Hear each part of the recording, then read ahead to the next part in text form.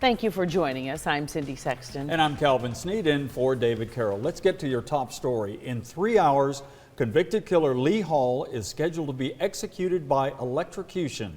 Channel 3's Greg Glover and Claudia Coco are both in Nashville as part of our team coverage tonight. Hall was sentenced for the death of his estranged ex-girlfriend, Tracy Crozier, back in 1991. And Greg Glover joins us now as we begin our team coverage. Greg, you've been there since this morning. Tell us what you're getting about the feeling of many of the people who are around there. Two words come to mind, Cindy and Calvin. They are solemn and secure. Highway patrol officers are stationed at every intersection around the area. This place has been locked down for some time now. We were allowed onto the property just a couple of hours ago after a dog sniffed around the vehicle, making sure we were secure getting on. The THP and corrections officers that we have encountered have been very polite but very businesslike today. In a 2016 interview with the Nashville Scene, a spokesperson said, quote, "Executions are the most somber function of the Tennessee Department of Correction.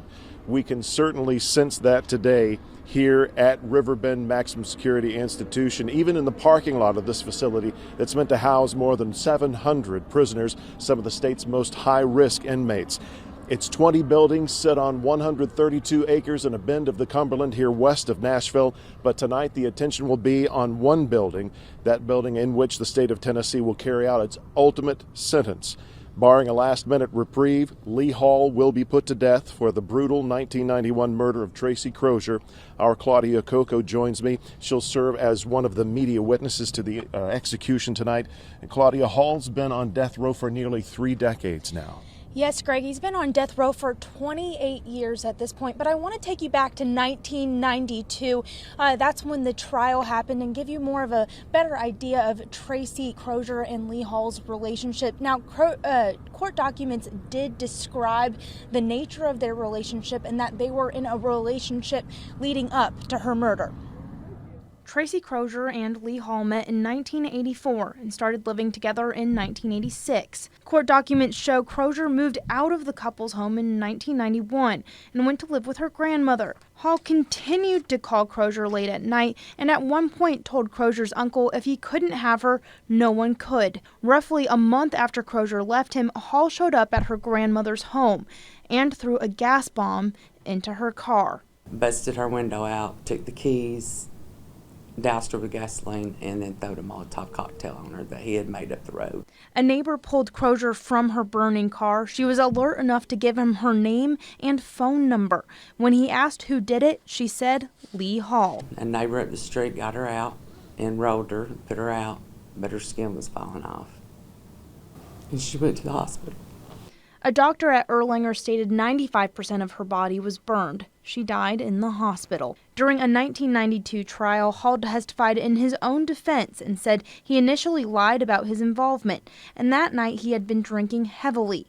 He also testified that he only intended to burn Crozier's car, but threw the gas bomb at Crozier after she laughed at him. A jury found him guilty of first-degree premeditated murder and arson.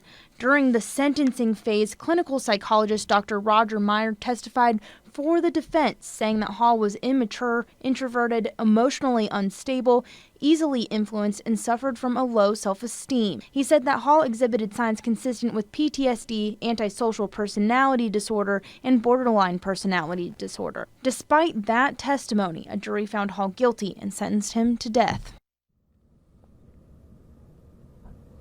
And Greg, he has spent all 28 years on death row here at Riverbend Maximum Security Institution. And likely tonight at 7 o'clock, the execution order will go through. We learned this week the governor has likely said he will not intervene. U.S. Supreme Court could obviously do something before that 7 o'clock central execution time, but we'll bring you the latest here from Riverbend Correctional Institution. I'm Greg Glover for Claudia Coco. We send it back to you in the studio.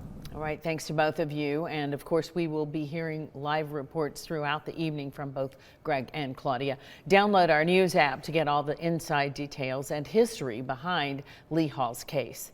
You can just search WRCB News or go to our app. It's free for iPhone and Androids.